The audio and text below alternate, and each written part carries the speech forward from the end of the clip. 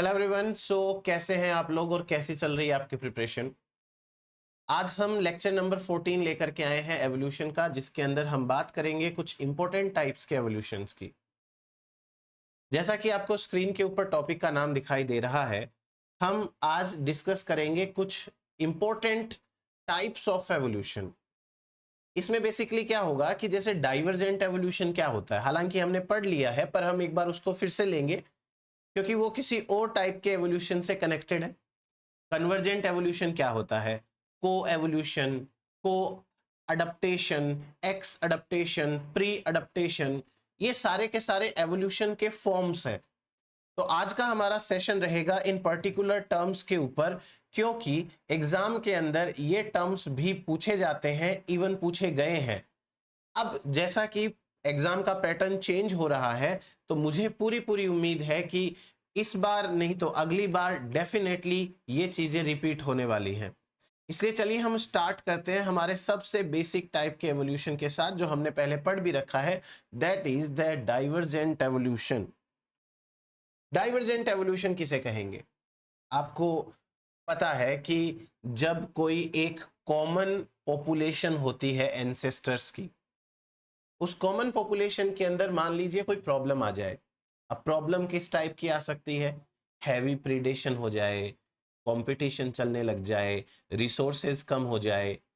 In that cases जो population के कुछ मेंबर्स हैं, उनको वहां रहना सही नहीं लगता। उनको लगता है कि यदि हम ये जगह छोड़कर कहीं और चले जाएं तो हम ज्यादा बेटर सरवाइव कर सकते हैं। और यही होता है, कुछ मेंबर्स अपनी मेन पॉपुलेशन को छोड़ करके आसपास के नए हैबिटाट्स में चले जाते हैं। अब आप समझिए कि जब नए हैबिटाट में जाएंगे तो वहां के जो फैक्टर्स हैं एबायोटिक, वो नए होंगे। ऑर्गेनिजम्स को उन एबायोटिक फैक्टर्स के साथ अडप्ट होना पड़ेगा। समय के साथ में इतने चेंजेस आते हैं कि वो अब अलग स्पीसीज बन जाते हैं। That is known as divergent evolution. Divergent evolution के अंदर स्पेशिएशन हो सकता है यदि ऑर्गेनिजम्स कंटिन्यू करे उस एवोल्यूशन को। डाइवर्जेंट एवोल्यूशन के अंदर कोई ज्योग्राफिकल बैरियर क्रिएट हो सकता है। डाइवर्जेंट एवोल्यूशन के अंदर आपको होमोलॉजी देखने को मिलती है। ये सारी बातें हमने करी हुई हैं, फिर भी अपन आज क्या कर रहे हैं, वापस से इन चीजों को समझ रहे हैं। तो एक सिंपल से डायग्राम की हेल्प से हम इसे समझेंगे। जैसे कोई मान लीजिए प्रिमिटिव इंसेक्टिवोर्स एंसेस्टर्स रहे हैं, ठीक है। ये प्रिमिटिव इंसेक्टिवोर एंसेस्टर, ये पॉपुलेशन है, वो सोर्स पॉपुलेशन है। आप कह सकते हो कि ये एंसेस्टर्स हैं। इस डायग्राम को याद नहीं करना है आपको, है ना। ये तो बच्चों वाला डायग्राम है, आपको खाली समझना है। और आपने तो पहले पढ़ लिया है मेरे से, आपको तो ये भी आता ही है जो मैं बता रहा हूं, बस एक फॉर्मेलिटी टॉपिक की वो पूरी कर रहे हैं। एंसेस्ट्रल पॉपुलेशन है और उस एंसेस्ट्रल पॉपुलेशन से डिफरेंट डायरेक्शंस के अंदर ऑर्गेनिजम्स जा रहे हैं और फाइनली वो अडप्ट हो रहे हैं और नई स्पीसीज बन रही है। इसे कहते हैं डाइवर्जेंट एवोल्यूशन। अब इस डाइवर्जेंट एवोल्यूशन के अंदर आपको एक चीज क्या दिखाई दे रही है? जब ऑर्गेनिज्म अलग अलग एरिया में जाकर के अलग अलग इवोल्व होते हैं, तो इसका मतलब हम ये बोल सकते हैं कि एंसेस्ट्रल पॉपुलेशन में जो कॉमन एनाटमी है उसके ऊपर डिफरेंट एनवायरमेंटल प्रेशर लग रहा है। यानी कि जो एंसेस्टर्स हैं उनके फोर लिम्स है, मान लो उन्हीं फोर लिम्स पर एक एनवायरमेंट में अलग प्रेशर लग रहा है, दूसरे एनवायरमेंट में अलग प्रेशर लग रहा है, तीसरे एनवायरमेंट में अलग प्रेशर लग रहा है। सो कॉमन एनाटमी के ऊपर जब डिफरेंट डिफरेंट सिलेक्शन प्रेशर्स लगते हैं तो डाइवर्जेंट एवोल्यूशन होता है। आइए कुछ बातें करते हैं डाइवर्जेंट एवोल्यूशन के बारे में।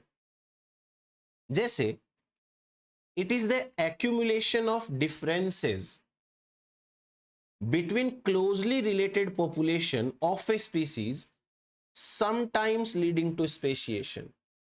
क्या कहना चाह रहा है ये कि ये मान लीजिए कोई स्पीसीज वन है ना, और इस स्पीसीज वन के कुछ मेंबर्स इधर चले गए, इसको मैं बोल देता हूं पॉपुलेशन वन, या मान लो इसको मैं पॉपुलेशन ए नाम दे देता हूं, और कुछ मेंबर्स इधर चले गए, इनको मान लो मैं पॉपुलेशन बी नाम दे देता हूं।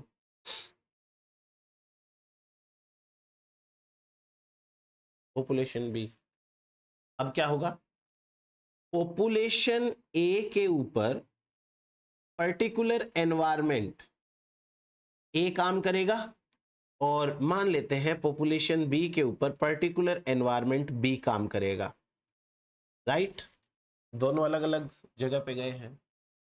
तो हमारे इस स्टेटमेंट में क्या लिखा है कि closely related population with in a species, मतलब एक ही स्पीसीज की दो पॉपुलेशन क्या कर रही हैं, एक्यूमुलेट डिफरेंसेस। क्योंकि एनवायरमेंट अलग अलग है, तो अलग अलग एनवायरमेंट के अंदर अलग अलग कैरेक्टर्स एक्यूमुलेट होंगे। इसमें मान लीजिए कोई कैरेक्टर ए आ गया, और इसके अंदर मान लेते हैं कोई कैरेक्टर बी आ गया, तो डिफरेंस आ गया। जितने ज्यादा समय तक ये पॉपुलेशंस अलग एनवायरमेंट में रहेगी, उतने ज्यादा डिफरेंट कैरेक्टर्स इवॉल्व होंगे, उतना ज्यादा डिफरेंस आएगा। एक समय ऐसा आ सकता है कि दोनों पॉपुलेशंस हैं वो अब इंटरब्रीड भी ना कर पाए, एट दैट टाइम दो अलग स्पीसीज बनती है। It is typically exhibited when two populations become separated by geographical barrier। ऐसा तब होगा जब दोनों पॉपुलेशन के बीच में कोई जियोग्राफिकल बैरियर आ जाता है, और जियोग्राफिकल बैरियर जैसे कोई पहाड़, नदी, ऐसा कुछ आ जाए। And experience different selective pressure that cause adaptation. Different selective pressure का मतलब, डिफरेंट सेलेक्टिव प्रेशर का मतलब है यहां पे डिफरेंट एनवायरमेंट। डिफरेंट एनवायरमेंट के अंदर क्या होगा, डिफरेंट नीड्स, अलग टाइप की नीड्स होगी, अलग टाइप का एनवायरमेंट होगा, तो इसे हम कहते हैं डिफरेंट सेलेक्टिव प्रेशर।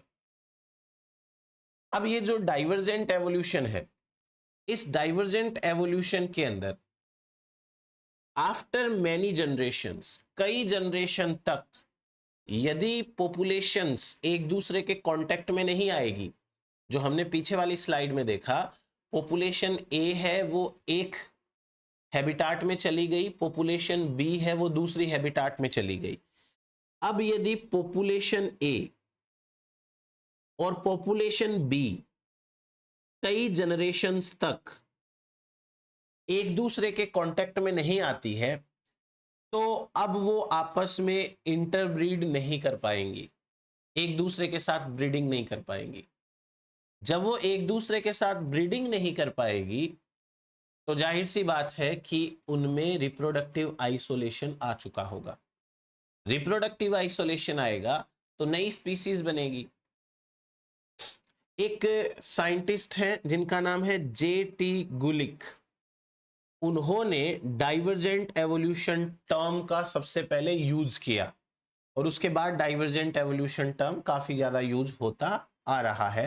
तो आपको बस इतना सा ये भी याद रखने की हालांकि जरूरत नहीं है, क्योंकि अपनी जो एग्जाम है उस किसी भी एग्जाम के अंदर पक्का 110% नहीं आएगा कि डाइवर्जेंट एवोल्यूशन क्या होता है, मतलब सॉरी किसने टर्म यूज किया।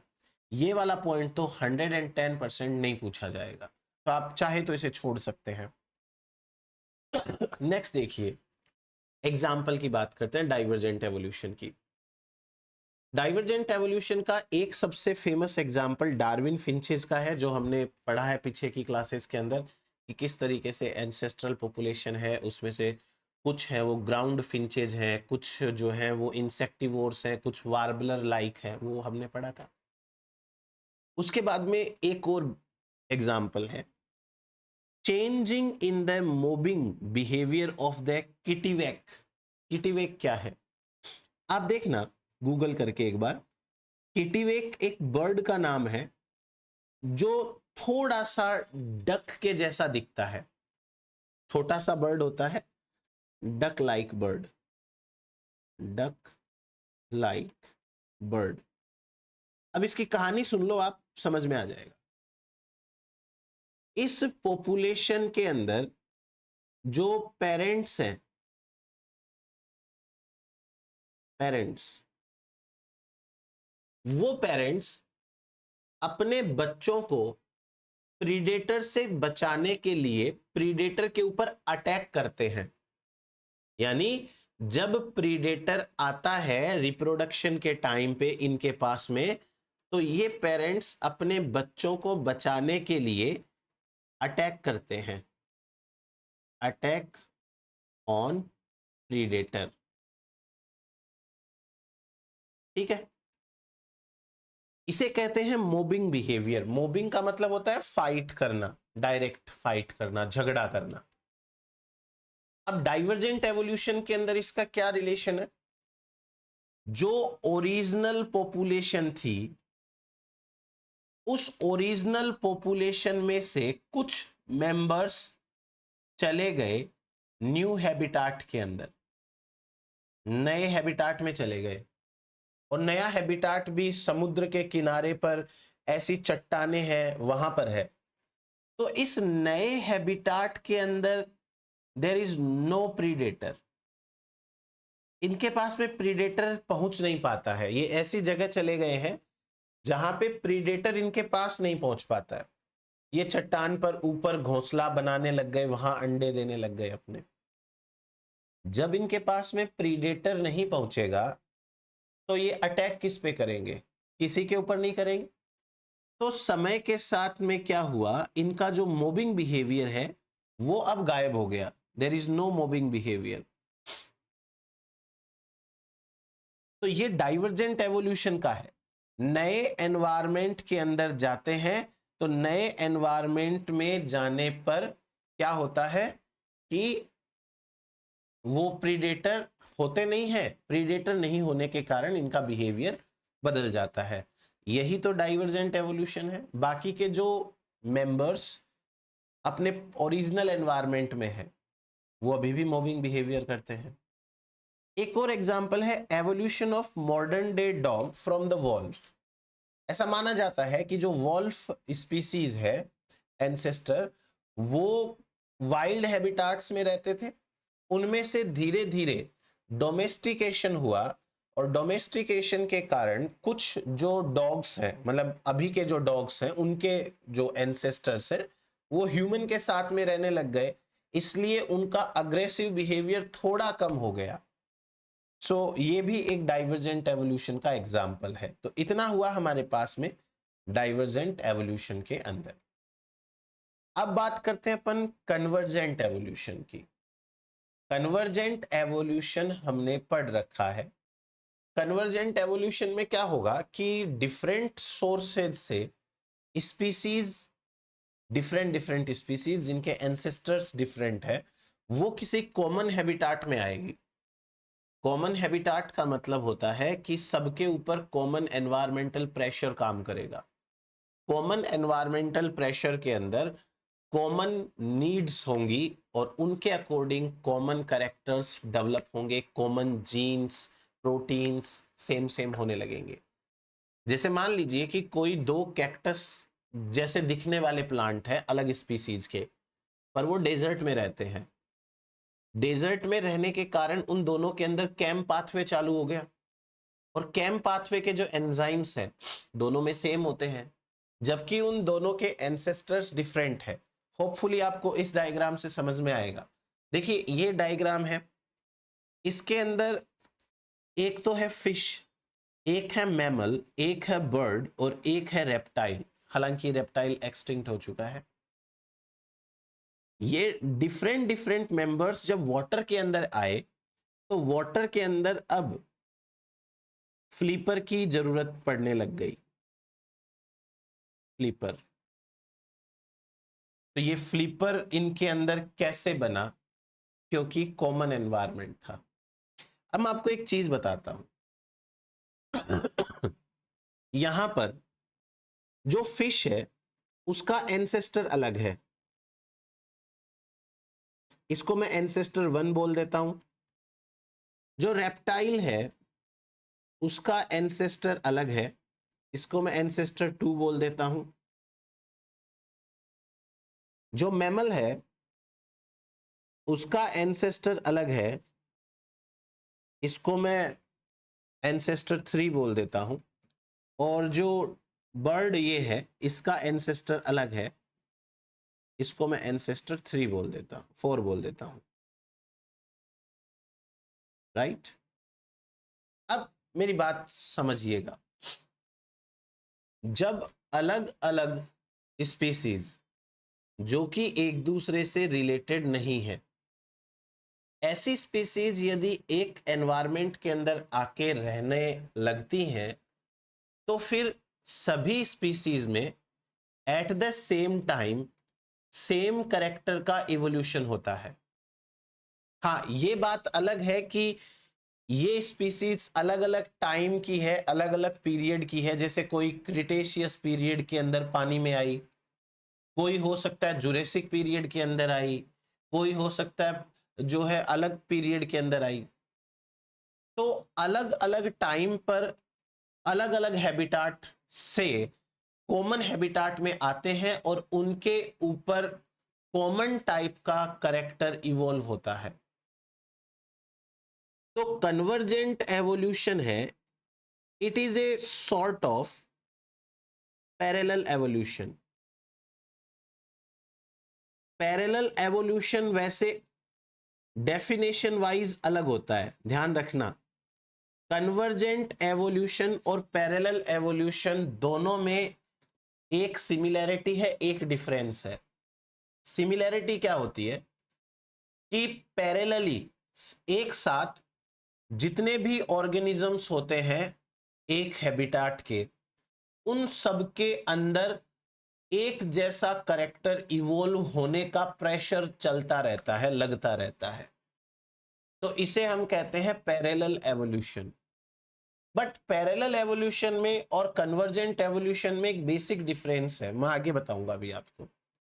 कन्वर्जेंट एवोल्यूशन के ऊपर आते हैं अपन।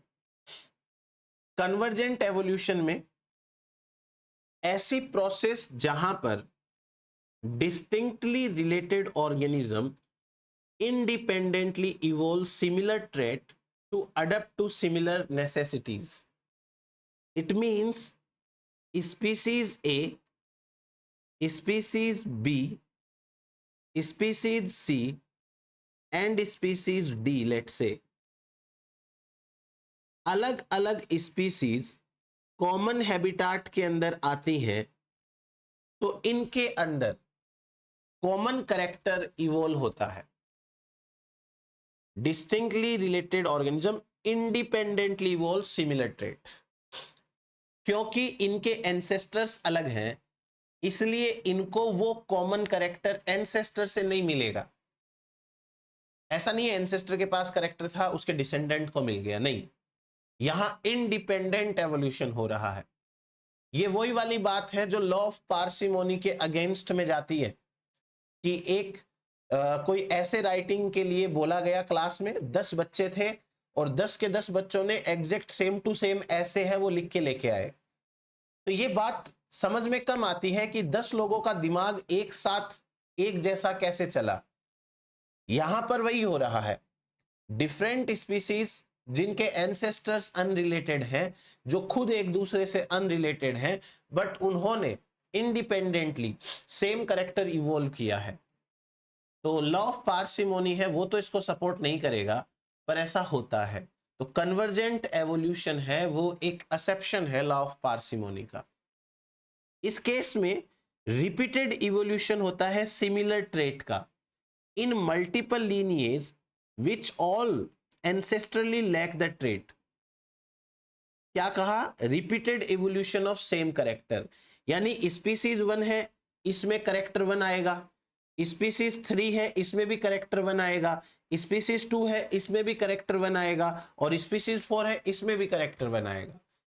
करेक्टर 1 4 स्पीसीज में रिपीट होके इवॉल्व हो रहा है। ये होता है कन्वर्जेंट एवोल्यूशन। आप ये लैंग्वेज के ऊपर ध्यान जरूर दें, क्योंकि एग्जाम के अंदर जब ऐसी लैंग्वेज आएगी तो आपको वहां समझने की आवश्यकता है कि क्या ये बात सही है कि गलत है। ये पहचानना पड़ेगा, ये समझना पड़ेगा हमको। तो कन्वर्जेंट एवोल्यूशन के अंदर एक ही करेक्टर का डिस्टिंक्टली रिलेटेड स्पीसीज के अंदर रिपीटेड एवोल्यूशन होता है। It is a kind of parallel evolution, पर यहां पर ये पैरेलल एवोल्यूशन नहीं माना जाएगा। क्यों? क्योंकि यहां पर एक डिफरेंस रहता है parallel evolution and convergent evolution के अंदर। चलिए बात करते हैं को एवोल्यूशन की। अपन को एवोल्यूशन के टाइप्स भी देखेंगे। तो को एवोल्यूशन के अंदर बेसिकली क्या होगा? स्पीसीज एक दूसरे के साथ और एक दूसरे के कारण इवॉल्व होती है, इसे कहते हैं को एवोल्यूशन। को एवोल्यूशन को हम रेसिप्रोकल एवोल्यूशन भी बोल सकते हैं। रेसिप्रोकल एवोल्यूशन, रेसिप्रोकल एवोल्यूशन या को एवोल्यूशन बेसिकली देखिए क्या होगा। जब कोई दो स्पीसीज एक दूसरे के साथ लंबे समय तक रहती हैं और इंटरेक्ट करती हैं, तो दोनों स्पीसीज में एक दूसरे के कारण चेंजेस आते हैं। यानी एक ही टाइम पर एक साथ रहती है, इंटरेक्शन करती है, तो एक साथ अकॉर्डिंगली इवॉल्व होती है। जैसे आप बात कर सकते हो प्रे प्रीडेटर की। एक प्रीडेटर बार बार अपने प्रे पे अटैक करता है, प्रे उस प्रीडेटर से बचने के लिए इवॉल्व होता है। जब वो बचने के लिए इवॉल्व होता है तो प्रीडेटर उसके ऊपर नए तरीके से अटैक करने के लिए इवॉल्व होता है। जैसे ही पैरासाइट होस्ट के ऊपर अटैक करता है, होस्ट उससे बचने के लिए इवॉल्व होता है और पैरासाइट नए तरीके से अटैक करने के लिए इवॉल्व होता है। को एवोल्यूशन के अंदर बेसिक नीड्स क्या है कि दो स्पीसीज होती हैं, दोनों स्पीसीज हैं वो साथ में रहती हैं,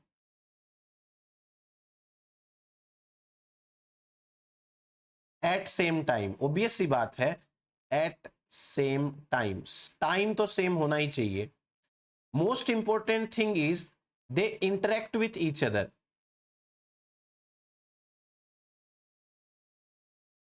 एक दूसरे के साथ इंटरेक्ट जरूर करनी चाहिए, और जब वो एक दूसरे के साथ इंटरेक्ट करती हैं तो उनके अंदर आता है change. Change according to each other, change according to each other। तो ये हुआ हमारे पास में को एवोल्यूशन का concept. Coevolution is likely to happen when different species have close ecological interaction with one another. It is also sometimes called as reciprocal evolution। अब समझने वाली बात क्या है यहां पे? को एवोल्यूशन हर लेवल पे होता है। इवन को एवोल्यूशन आपके बायोमोलिक्यूल लेवल तक होता है। एक बायोमोलिक्यूल दूसरे बायोमोलिक्यूल के अकॉर्डिंग चेंज होता है। अभी अपन बात करेंगे। जैसे देखिए ये वाली पिक्चर है, इसमें को एवोल्यूशन के टाइप्स दिखा रखे हैं। मैं आपको सारे टाइप्स है वो एक्सप्लेन कर देता हूं, बहुत अच्छी पिक्चर है ये। फर्स्ट ऑफ ऑल, को एवोल्यूशन हो रहा है इंटर स्पेसिफिक, यानी दो अनरिलेटेड स्पेसिफिक है। Predation and parasitism. प्रीडेशन, ये जैसे स्नैक है, ये स्नैक इस लिजार्ड के ऊपर अटैक करता है, तो लिजार्ड है अब इस स्नैक से बचने का तरीका निकालती है। जब लिजार्ड बचने का तरीका निकालेगी तो स्नैक इसके ऊपर अटैक नहीं कर पाएगा। और जब स्नेक अटैक नहीं कर पाएगा तो स्नेक तो फ्यूचर में जाके एक्सटिंक्ट हो सकता है, इसलिए स्नेक भी नया तरीका निकालता है। और सेम चीज पैरासिटिज्म में भी होती है, जैसे मैंने अभी बोली है। एक और तरीका हो सकता है कंपटीशन का। कंपटीशन में दोनों स्पीसीज एक दूसरे से कंपीट करेगी और दोनों ये चाहेगी कि उनके पास में बेटर स्ट्रेटेजी हो ताकि वो दूसरी स्पीसीज को हरा सके। इसलिए ये दोनों की दोनों स्पीसीज जो है वो साथ साथ इवॉल्व होती हैं। फिर उसके बाद में एक है म्यूचुअलिज्म।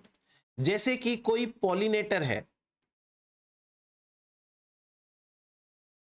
और इस पॉलिनेटर के साथ फ्लावर है।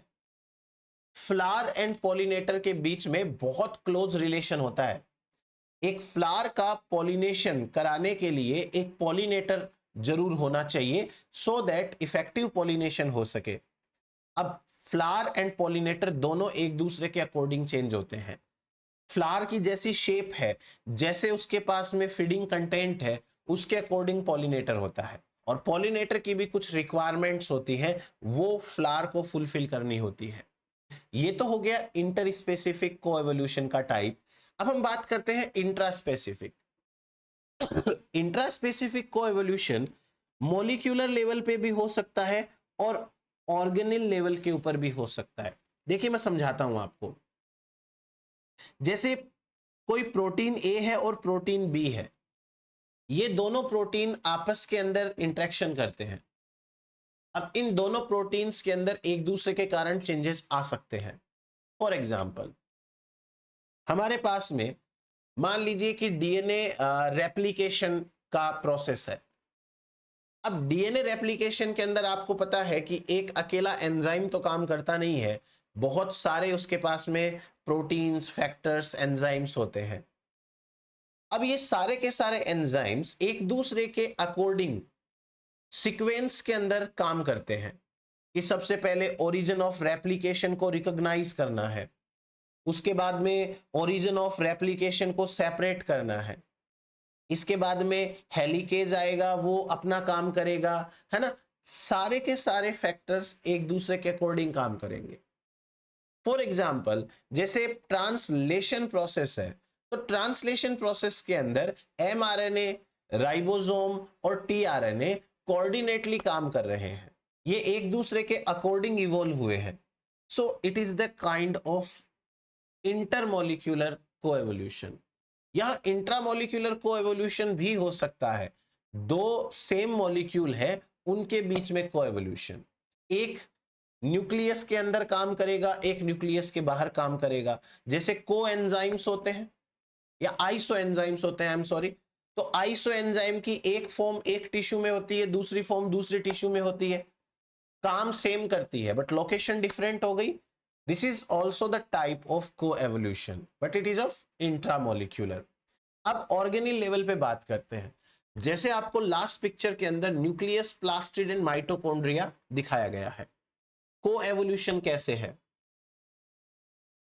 सबसे पहली बार जब माइटोकॉन्ड्रिया सेल के अंदर आया, तो माइटोकॉन्ड्रिया जब सेल में आता है तो उस समय सेल को माइटोकॉन्ड्रिया से बहुत अच्छी एटीपी एनर्जी मिलती है।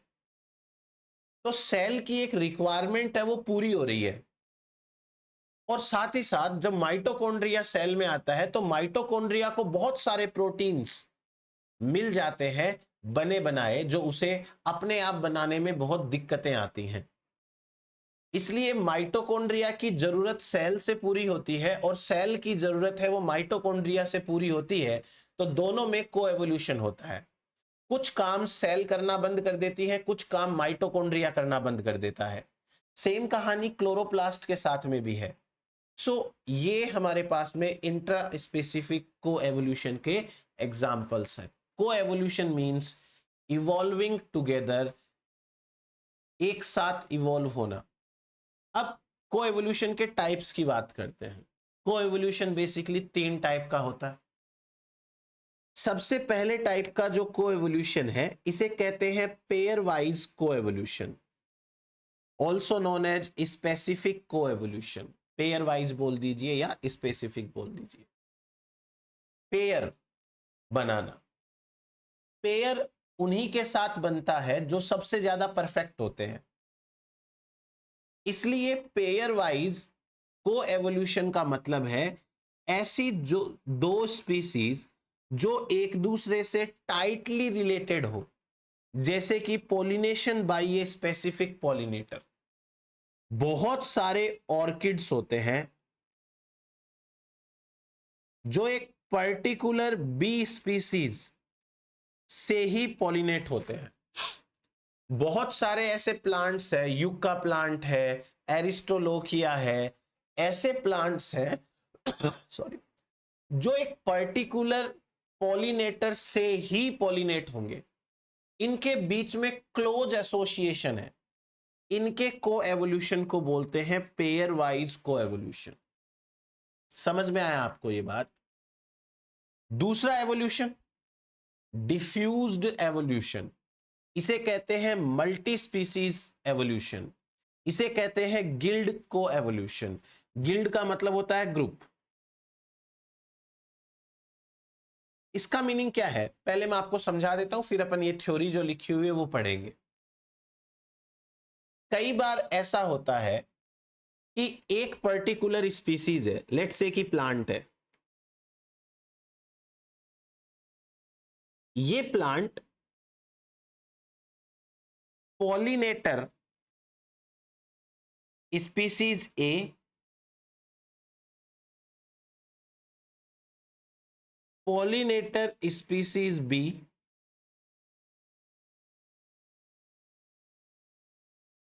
पॉलिनेटर स्पीसीज सी, ये इससे भी पॉलिनेट होता है, इससे भी पॉलिनेट होता है, इससे भी पॉलिनेट होता है। तो यहां पर क्या होगा कि तीन पॉलिनेटर स्पीसीज को एक प्लांट के अकॉर्डिंग अडप्ट होना पड़ेगा, जबकि एक प्लांट को तीन पॉलिनेटर्स के अकॉर्डिंग अडप्ट होना पड़ेगा। यह हुआ मल्टी स्पीसीज को एवोल्यूशन, जहां पर बहुत सारी स्पीसीज एक साथ इंटरेक्शन करती है। गिल्ड का मतलब यही होता है, डिफरेंट स्पीसीज के मेंबर्स जो सिमिलर टाइप के रिसोर्स को यूज करते हैं उन्हें गिल्ड कहते हैं। तो गिल्ड के अंदर हमारे सामने तीन अलग अलग स्पीसीज हैं और वो तीनों स्पीसीज एक प्लांट के अकॉर्डिंग अडप्ट हो रही हैं। आइए थोड़ा सा पढ़ लेते हैं क्या लिखा है। Reciprocal evolutionary responses between suites of species, मतलब बहुत सारे टाइप के स्पीसीज में। This type of coevolution emphasizes that most species experience a complex suite of selective pressure derived from numerous other species। यानी नेचर के अंदर ज्यादातर स्पीसीज है वो एक से ज्यादा स्पीसीज के कारण अफेक्टेड रहती हैं। जैसे एक पैरासाइट या होस्ट का एग्जाम्पल ले सकते हो, आप प्रीडेटर प्रे का एग्जाम्पल भी ले सकते हो। फॉर एग्जाम्पल हम हैं, हम एक पर्टिकुलर होस्ट है, हमारे ऊपर हजारों टाइप के पैथोजेंस अटैक करते हैं, तो हम उन हजारों टाइप के पैथोजेंस से अफेक्टेड हैं, हम उनके अकॉर्डिंग, उनसे बचने के अकॉर्डिंग अडप्ट हो रहे हैं, और वो हजारों टाइप के पैथोजन हमें इन्फेक्ट करने के लिए अडप्ट हो रहे हैं। This is the kind of diffuse coevolution.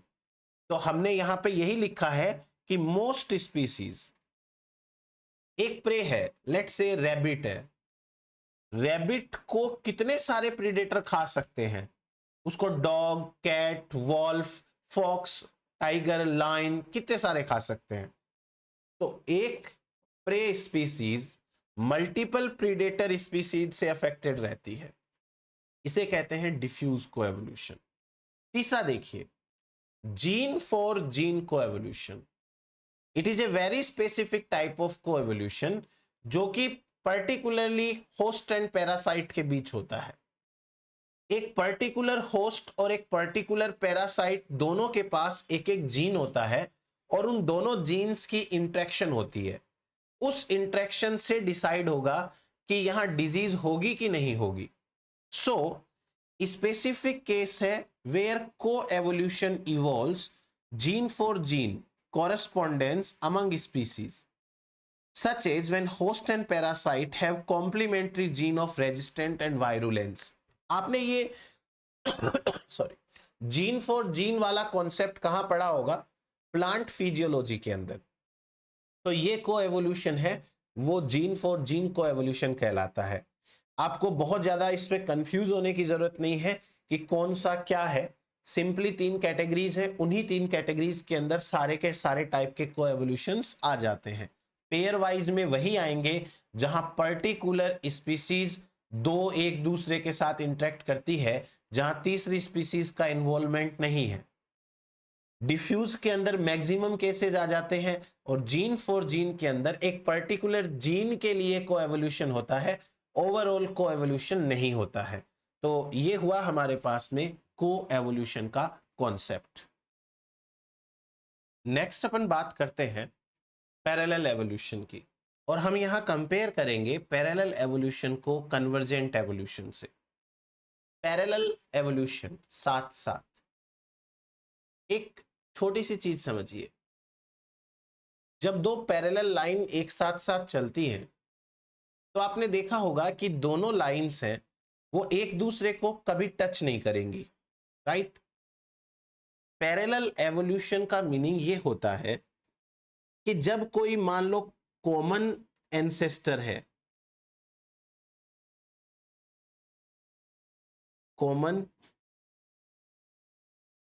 Ancestor,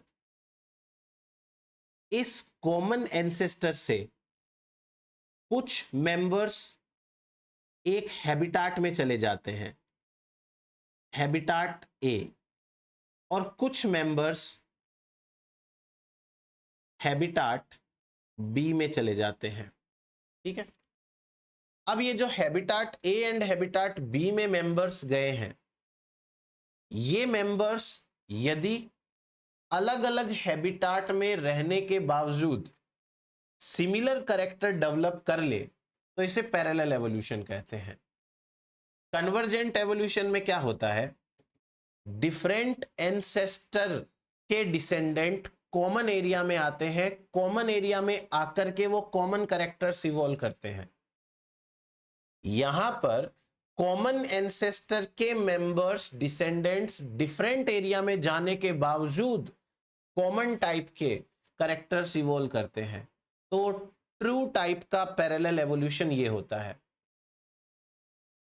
देखिए पढ़ लेते हैं।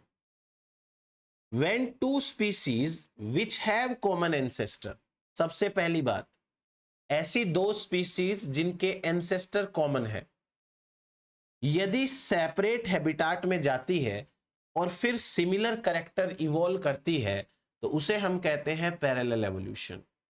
जैसे कि एलिफेंट एंड वूली मैमथ,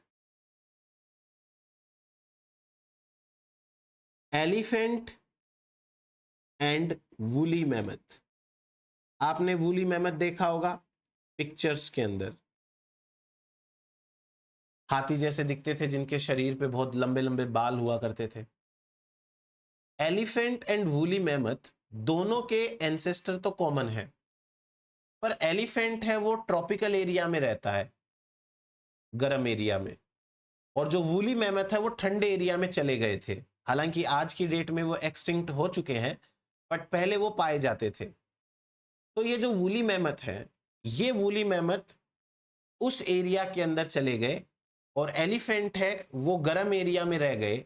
उसके बावजूद दोनों की बॉडी देखो सेम सेम सी है, उनके कान बड़े बड़े हैं, उनके पास एक ट्रंक है, मतलब सिमिलर टाइप के कैरेक्टर्स डिफरेंट हैबिटाट्स में रहने के बावजूद, एक गर्म एरिया में रह रहा है, एक ठंडे एरिया में रह रहा है, एक ट्रॉपिकल में है, एक टेम्परेट में है, फिर भी उनके अंदर कॉमन कैरेक्टर्स आ रहे हैं। तो ये एग्जाम्पल है पैरेलल एवोल्यूशन का। आइए अब कंपेयर करते हैं in parallel evolution and convergent evolution को। जो यहां पर आपको बेसिक सा डिफरेंस दिखाई देगा वो डिफरेंस सही है, वही मेन है। जैसे डाइवर्जेंट एवोल्यूशन में कोई कंफ्यूजन नहीं होता, फिर भी अपन इसको भी देख लेते हैं। सबसे पहले क्या होता है कि एक कॉमन पॉपुलेशन है, कॉमन पॉपुलेशन जिसमें सारे मेंबर ए मेंबर है, मतलब स्पीसीज सेम है। अब इसके कुछ मेंबर्स अलग डायरेक्शन में गए, कुछ मेंबर्स अलग डायरेक्शन में गए, कुछ ने एस करेक्टर इवोल्व किया, कुछ ने टी करेक्टर इवोल्व किया। हैबिटाट अलग थी तो करेक्टर भी अलग हो गया।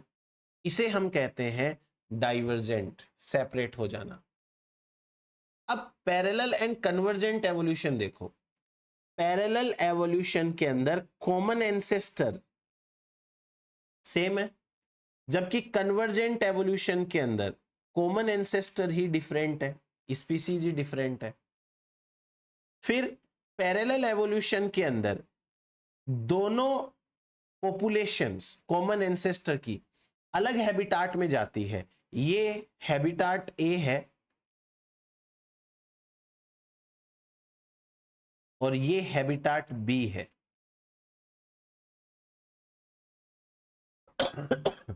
दोनों अलग अलग हैबिटाट में गई है। अलग हैबिटाट में जाने के बावजूद भी इसने भी एस करेक्टर इवॉल्व किया, इसने भी एस करेक्टर इवॉल्व किया। फिर दूसरा देखिए कन्वर्जेंट एवोल्यूशन। कन्वर्जेंट एवोल्यूशन में दो अलग अलग एरिया के दो अलग अलग स्पीसीज कॉमन हैबिटाट में आए और कॉमन हैबिटाट में आने के कारण इनमें एस करेक्टर इवॉल्व हुआ। इसका मतलब कन्वर्जेंट एवोल्यूशन में एंसेस्टर्स डिफरेंट होते हैं, स्पीसीज अनरिलेटेड होती है, कॉमन एरिया में आती है, कॉमन कैरेक्टर इवॉल्व होते हैं। ये कन्वर्जेंट एवोल्यूशन है। पैरेलल एवोल्यूशन के अंदर स्पीसीज सेम होती है, उसके कुछ मेंबर एक हैबिटाट में जाते हैं, कुछ मेंबर दूसरे हैबिटाट के अंदर जाते हैं।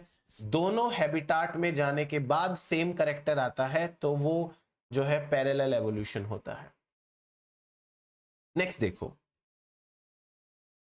When two species share a trait, दो स्पीसीज है उनमें सेम ट्रेट है, ऐसे करेक्टर ऐसे एवोल्यूशन को पैरेलल एवोल्यूशन कहते हैं।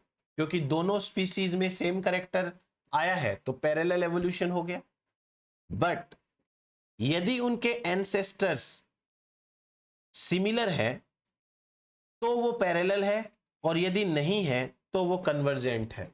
Convergent evolution and parallel evolution का डिफरेंस है। कॉमन कैरेक्टर तो होता है डिफरेंट स्पीसीज में, पर क्या उनके एंसेस्टर भी कॉमन है? उसके बेसिस पे डिसाइड होगा कि पैरेलल कौन सा है और कन्वर्जेंट कौन सा है। नेक्स्ट देखिए पैरेलल एवोल्यूशन का एग्जांपल। एक तो है मार्सुपियल मैमल्स, एक है प्लेसेंटल मैमल्स। ये जो मैमल्स है मार्सुपियल्स, ये ऑस्ट्रेलिया में है, और ये जो मैमल्स है ये साउथ अमेरिका में है। हैबिटाट तो अलग अलग है, फिर भी इनके कैरेक्टर सेम है, और इनके तो एंसेस्टर भी सेम है। Ancestor same, habitat different, character same. ये ट्रू पैरेलल एवोल्यूशन का एग्जांपल है। तो जो कन्वर्जेंट एवोल्यूशन है वो कन्वर्जेंट एवोल्यूशन का एग्जांपल यहां पर नहीं है, ये पैरेलल एवोल्यूशन का एग्जांपल है। फिर उसके बाद में देखिए पैरेलल एवोल्यूशन के और एग्जांपल्स। जैसे दो बर्ड्स हैं, एक है हमिंग बर्ड, एक है sunbird. Humming bird and sunbird दोनों को देखिए, दोनों की बॉडी साइज, दोनों की बीक, दोनों के डाइजेस्टिव एंजाइम, दोनों का फ्लाइट करने का तरीका ऑलमोस्ट सिमिलर है। ये पैरेलल एवोल्यूशन है। इनके कॉमन एंसेस्टर से दो अलग डायरेक्शन के अंदर हैबिटाट के अंदर ये बर्ड्स गए, फिर भी similar type of characters evolve हुए। एक और एग्जांपल देखिए, चलिए एक्स अडेप्टेशन समझते हैं। एक्स अडेप्टेशन, जिसको एक्स एप्टेशन भी बोलते हैं, क्या होता है ये?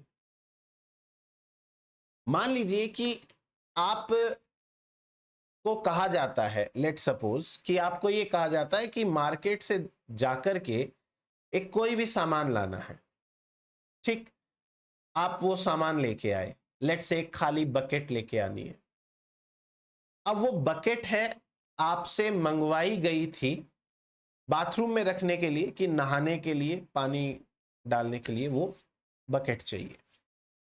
बकेट का मेन पर्पज क्या है हमारे पास? यहां अभी बाथरूम में रखना, उसको नहाने के लिए। अब घर पे लाने के बाद आपने उसे डस्टबिन की तरह इस्तेमाल करना चालू कर दिया और आप उसमें कचरा डालने लग गए। बकेट सेम है, उसका पर्पज पहले कुछ और था, अभी पर्पज कुछ और हो गया है। इसे कहते हैं एक्सेप्टेशन। इसका मतलब यदि कोई ऐसा करेक्टर जो पहले किसी और पर्पज से इवॉल्व हुआ था लेकिन अभी वो कोई और पर्पज फुलफिल कर रहा है, यानी कोई ऐसा करेक्टर जो जब इवॉल्व हुआ था तब उसका फंक्शन अलग था, आज उसका फंक्शन अलग है, इसे कहते हैं एक्सेप्टेशन या एक्स अडप्टेशन। बहुत इंटरेस्टिंग केस है, चलिए मैं आपको बताता हूं। It is defined as any adaptation that performed a function different from the function that it originally held। ऐसी कोई अडेप्टेशन जिसका पहले फंक्शन कुछ और था, अभी फंक्शन कुछ और है। इसका बेस्ट एग्जांपल मिलता है बर्ड्स के जो फीदर हैं उनमें। बर्ड्स के जो फीदर हैं वो उनके एंसेस्टर्स के अंदर टेम्परेचर टॉलरेट करने के लिए आए थे, यानी कि एंसेस्टर्स को सर्दी ज्यादा लगती थी तो सर्दी से बचने के लिए फीदर्स का इवोल्यूशन हुआ। लेकिन आज की डेट में बर्ड्स के फीदर उनके फ्लाइट में काम आते हैं, उड़ने में काम आते हैं। तो ये जो फीदर्स हैं, ये फीदर्स एक्सेप्टेशन का एग्जाम्पल है, एक्स अडेप्टेशन का। फीदर्स जब इवॉल्व हुए थे तब उनका पर्पज कुछ और था, आज उनका पर्पज कुछ और है। तो ये एक्सेप्टेशन का एग्जाम्पल हो गया। और समझ लेते हैं, ऐसा कोई भी trait can evolve because it served one particular function but subsequently it may come to serve another। पहले वो करेक्टर कुछ और सर्व करता था फंक्शन, आज कुछ और फंक्शन सर्व कर रहा है।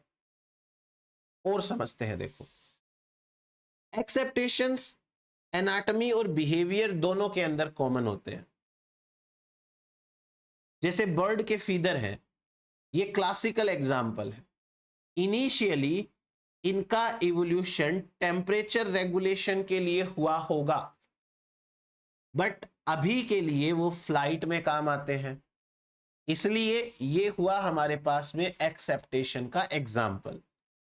और समझते हैं, एक चीज समझा देता हूं मैं आपको।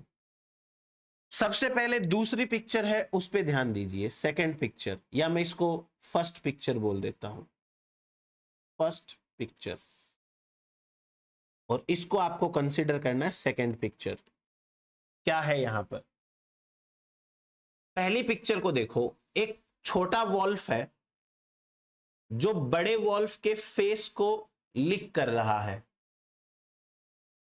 ऐसा क्यों? ये जो बिहेवियर है ना, ये बिहेवियर सब डोमिनेंट बिहेवियर है।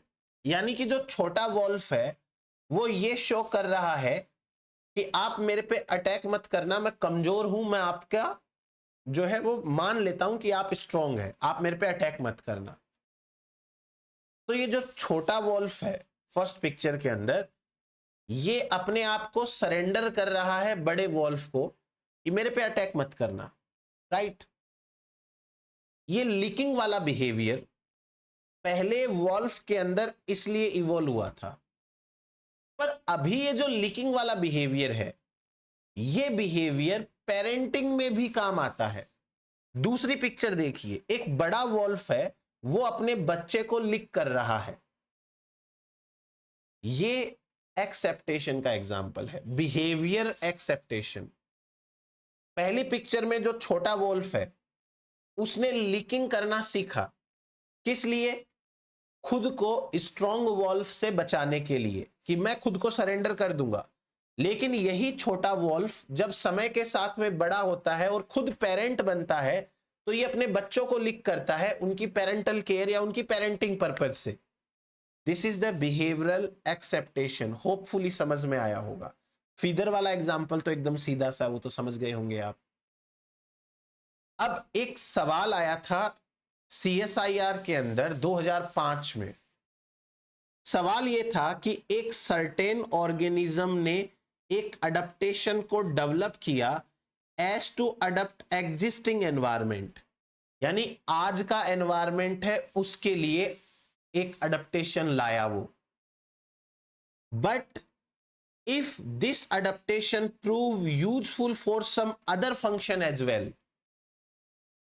फीदर आए थे टेम्परेचर के लिए और काम आ रहे हैं फ्लाइट के लिए, तो इसे हम एक्स अडेप्टेशन बोल सकते हैं या एक्स एप्टेशन बोल सकते हैं। अब एक टर्म आता है प्री अडेप्टेशन। ये जो प्री अडेप्टेशन है ना, ये आज की डेट में एक्स अडेप्टेशन के लिए इस्तेमाल होने वाला टर्म है। यानी प्री अडेप्टेशन को आजकल ज्यादा इस्तेमाल करते हैं, x adaptation.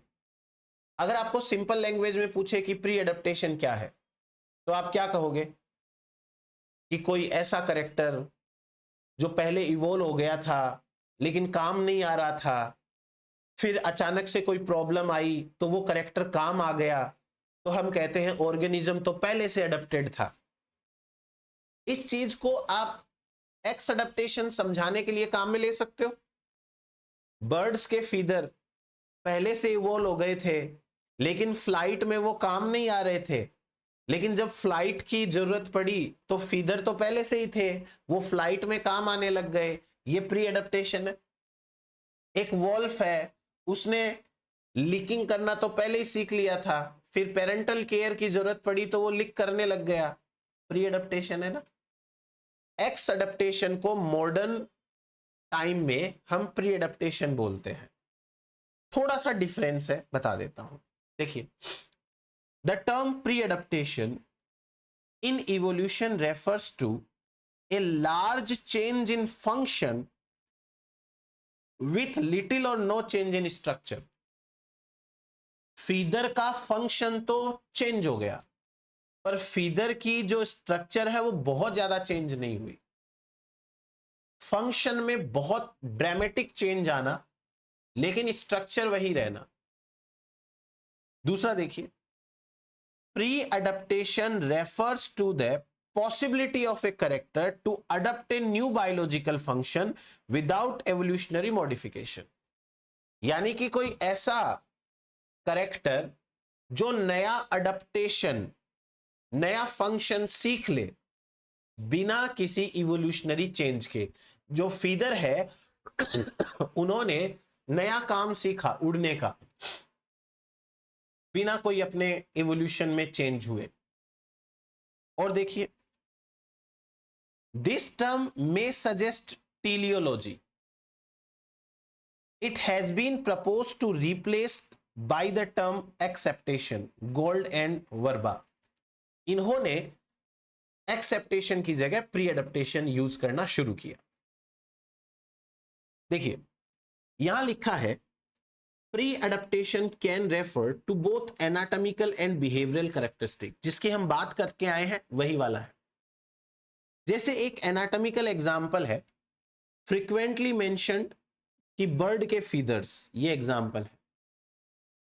At first bird के जो फीदर्स हैं वो हीट इंसुलेशन के लिए इवॉल्व हुए रेदर देन फ्लाइट। लेकिन इसके बाद में यही बर्ड के फीदर है वो फ्लाइट में काम आए। तो this initial evolutionary purpose for warmth represent a pre adaptation for flight. जो वार्म एरिया के अंदर रहते थे उनके लिए तो इंसुलेटर की जरूरत ही नहीं थी। ठंडे एरिया में जो बर्ड्स थे उनके जो फीदर है वो तो चलो समझ में आता है कि उनको सर्दी से बचाने के लिए इवॉल्व हुए, पर जो गर्म एरिया के बर्ड्स हैं उनके फीदर्स है, उनको तो सर्दी नहीं लग रही थी, गर्म एरिया में है, तो फिर वो फीदर्स प्री एडेप्टेशन समझे जाते हैं। The following is behavioural example.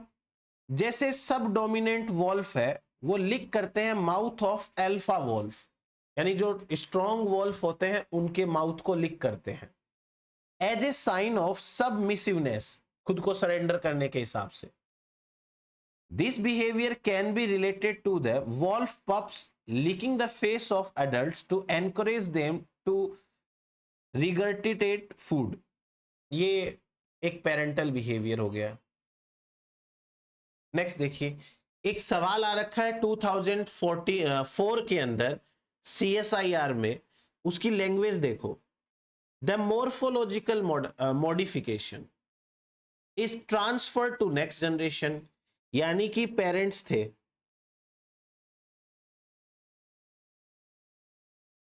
इनके पास में कोई करेक्टर था, ये करेक्टर जो है वो इनके प्रोजेनी के अंदर चला गया, ठीक है। अब ये प्रोजेनी के पास में करेक्टर कहां से आया? पेरेंट के पास से। आगे पढ़ते हैं। विदाउट एनी प्रेजेंट एप्लीकेशन, और आज इस करेक्टर का कोई यूज नहीं है, नो यूज, नो एप्लीकेशन, लेकिन which may prove beneficial in change environment. अभी एनवायरमेंट चेंज हुआ, पहले एनवायरमेंट 1 काम करता था, एनवायरमेंट 1 काम करता था तो उसका कोई यूज नहीं था, लेकिन जब एनवायरमेंट 2 काम करता है तो ये चेंज यूजफुल है। इसको क्या कहेंगे? इसको कहेंगे preadaptation. Organisms are previously adapted, ठीक है। इसको समझो आप, ये डायग्राम है मेरे हिसाब से very important for upcoming exams. As per Gould and Vrba, the original structure और behaviour pattern are termed pre adaptations. जो ओरिजिनल बिहेवियर या ओरिजिनल जो फीचर होता है वो प्री एडप्टेशन होता है। while the current structures or patterns fulfilling new functions are known as acceptation। जो पहले से एक स्ट्रक्चर प्रेजेंट होती है उसको प्री एडप्टेशन बोलते हैं, लेकिन उसका जो फंक्शन है ना, उस फंक्शन को एक्सेप्टेशन बोलते हैं।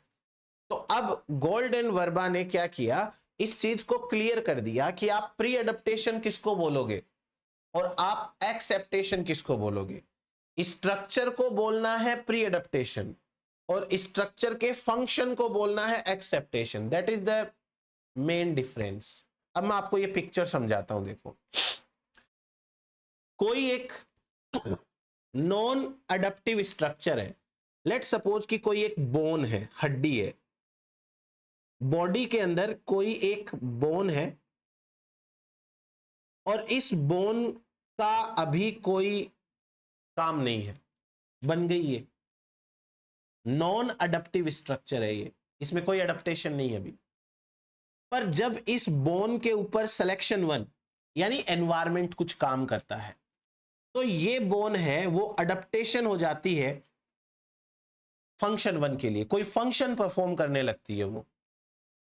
इसको क्या कहेंगे अपन? इसको कहेंगे प्री एडप्टेशन। सिंपल, ये किसका एग्जाम्पल है? प्री एडप्टेशन का। क्यों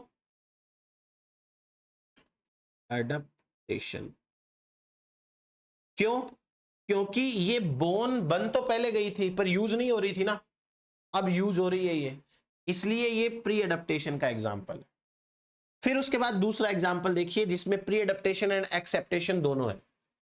कोई नॉन अडप्टिव स्ट्रक्चर है, मान लेते हैं वही बोन है, कोई हड्डी है, इसका इवोल्यूशन हो गया, इवोल्यूशन हो गया तो अब सिलेक्शन होगा, सिलेक्शन प्रेशर 1 लगता है, मान लो कोई है ना, तो इसके अंदर वो फंक्शन ए परफॉर्म करने लगती है बोन, तो हम कहेंगे कि ये प्री एडप्टेशन है।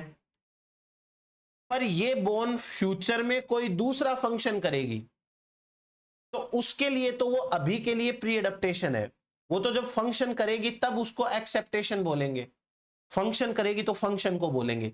आज की डेट में बन के पड़ी हुई है और आज एक पर्टिकुलर फंक्शन परफॉर्म कर रही है, तो यहां तक तो वो क्या है, प्री अडप्टेशन। प्री अडप्टेशन ए है वो, क्योंकि वो पहले बन गई थी।